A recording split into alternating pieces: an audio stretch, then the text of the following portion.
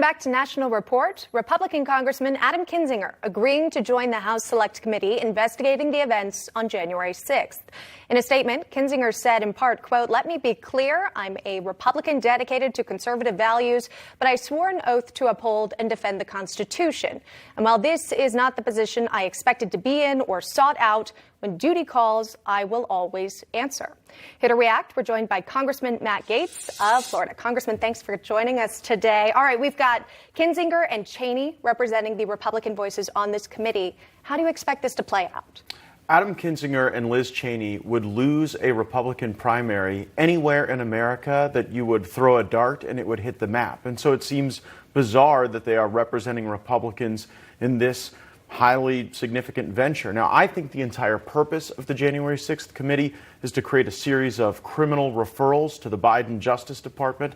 And I think that Kevin McCarthy is the lead target, unfortunately.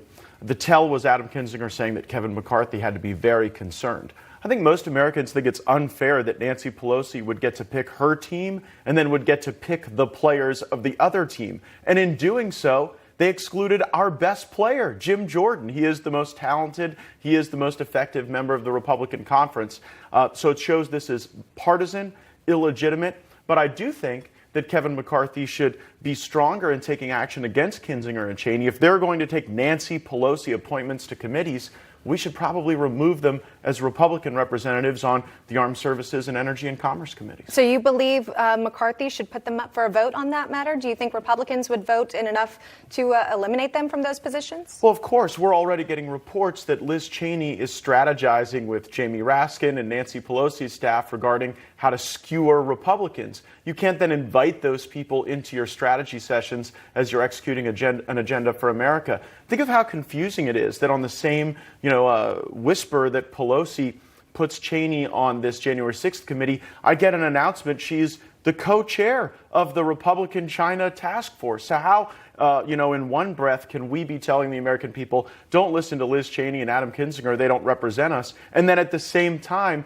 elevate them to significant roles within our conference? I think that we've got to be as clear with them as they've been with us. They're no longer a member of our team, and our team needs to put forward, I think, a positive agenda for the country that conflicts with the Nancy Pelosi slide back to January 6th, the Biden border crisis, and the Biden inflation crisis that's hurting so many American families. I want to play for you a soundbite from House Speaker Nancy Pelosi. Again, this was after she had rejected two of Minority Leader McCarthy's picks for the committee. Here's the speaker, and then I'll get your reaction.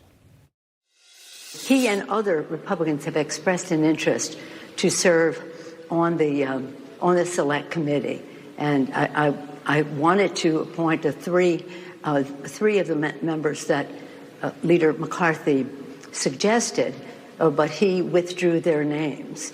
The two that I would not appoint are people who would jeopardize the integrity of the investigation. And there's no way I would tolerate their antics as we seek the truth. And you spoke about Congressman Jim Jordan saying that you believe he would be a good advocate to serve on this committee here.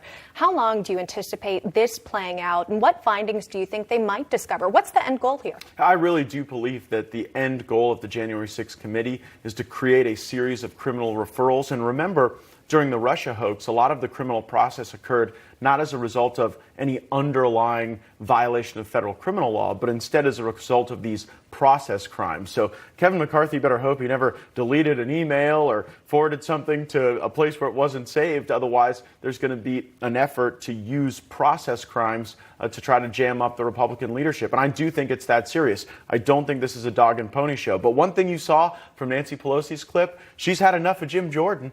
After the Russia hoax, after the Ukraine sequel to the Russia hoax, you saw Jim Jordan's best. We exposed the left for their viciousness and for their lack of focus on the issues affecting the country. And she knows that if Jim Jordan's on that committee, she'll lose, just like she did during the last two impeachments. So they're picking our weakest members. Liz Cheney and Adam Kinzinger are our least effective members, and they're doing so in a way that I think is so patently partisan, and that will diminish the credibility of this. Okay. Technically, it is bipartisan, but as you point out, the conflict of interest there with the two picks. I want to move on and play for you a soundbite that's getting some traction online. You were pretty impassioned during a speech about the Second Amendment and one of your America First rallies. Let's listen together, and then I'll get your response. We have a Second Amendment in this country, and I think we have an obligation to use it.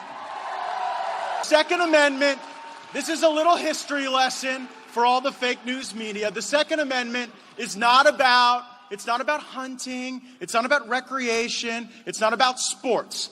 The Second Amendment is about maintaining within the citizenry the ability to maintain an armed rebellion against the government if that becomes necessary. I hope it never does, but it sure is important to recognize the founding principles of this nation and to make sure that they are fully understood. Now, Congressman, you got a lot of heat for those remarks there. Maybe some people not fully understanding what you meant or what you might have been implying by that. What did you really want to communicate to those who were listening to those remarks when it comes to the Second Amendment? Yeah, I meant exactly what I said. Oftentimes when people try to advance gun control in the Congress, they say, well, you don't need this particular type of weapon for hunting or for self-defense. But the reality is that the values that undergird the Second Amendment really inform on the liberty balance that exists between the government and the people within our country. Now, I'm not advocating for political violence in our country. There are a lot of places on the planet Earth, like in Cuba, where political violence is necessary. This nation is not one such place. But I do think maintaining that balance and maintaining that power within the citizenry is important to curating the special sense of liberty that so many Americans take for granted. I mean, you look across the country right now at the scourge of violence. It is largely occurring in the places with the strictest gun laws. We've been covering the rising crime rates, quite frankly, and perhaps that would be something you'd like to bring up at an America First rally of some sort. Yeah, we've been talking about it. Yeah, absolutely. And I know that you wanted to host one with Congresswoman Marjorie Taylor Greene in California as well. And quite frankly, there was a bit of a scheduling issue or a venue problem. What's going on with that? What reason were you told that you couldn't host this event? City governments were cracking down on private venues, telling them that they would be punished if they allowed Marjorie Taylor Greene and I to come and give a speech. I guess if we showed up looking to trash an Apple store or torch a Wendy's, we would have been invited with open arms in the state of California, where they seem to have no problem with the BLM riots. But if we just come to share